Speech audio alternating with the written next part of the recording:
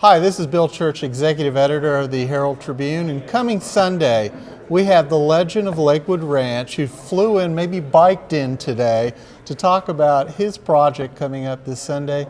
Tom Becknell, what are you working on for this Sunday? It's funny you ask. No. This is the time of year when baseball arrives in Southwest Florida, and my story this Sunday is about how you don't have to wait for spring training games to begin on March 1st. Now you can go to the spring training sites and watch the players practice and warm up for free. For free? They haven't figured Baseball for free? They haven't figured out a way to charge money for this. I'd give them time and soon.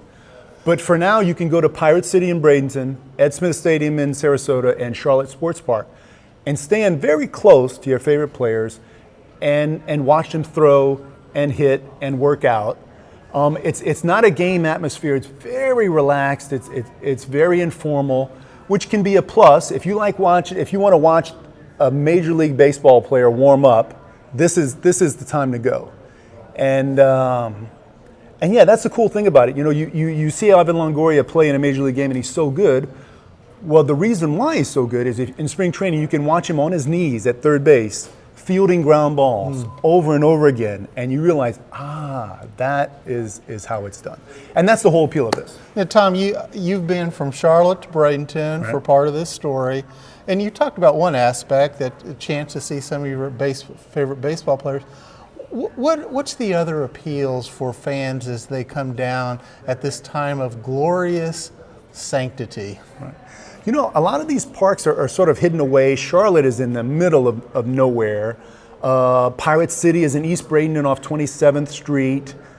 It's kind of a woodsy neighborhood. Oh, before I forget, next door from Pirate City is Mixon Fruit Farms, and everybody raves about the orange swirl ice cream. So you can go down there, and it's a thing. In Sarasota, if you go to the ballpark, everybody knows about Gus's 12th Street Cafe. That's a thing. Yeah. If an Orioles fan doesn't know about Gus's 12th Street Cafe, they're not an Orioles fan. Just ignore them. Yeah. And after games, not so much players, but people work at the ballpark. There's the Jaeger Tavern right near the park. That's where a lot of people relax after a day at the ballpark. But other attractions, autograph hounds. This is the time to go. Don't wait for a spring training game. That's a nightmare. This is the place to go, and players will stop in between workouts and sign and pose for photos. And Orioles fans also know that the place to get an autograph is on Euclid Avenue in Sarasota at the Players Parking Lot. There'll be a big line of the craziest autograph people you've ever seen. Oh, they're graphers. Graphers.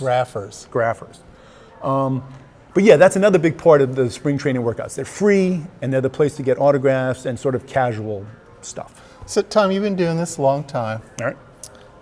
Every time spring training rolls around, what type of stories do you look for that keep you jazzed and focused on the game? Anything fan related, it's always best to look at something through someone else's eyes. And these baseball fans are really amazing people. It's hard to predict what you're going to find. Last year I did a feature story on the people who go and try to catch batting practice home runs. And I'm at Ed Smith and I'm talking to this. In my head I'm thinking crazy old guy. He's catching fly balls. The guy's got a PhD.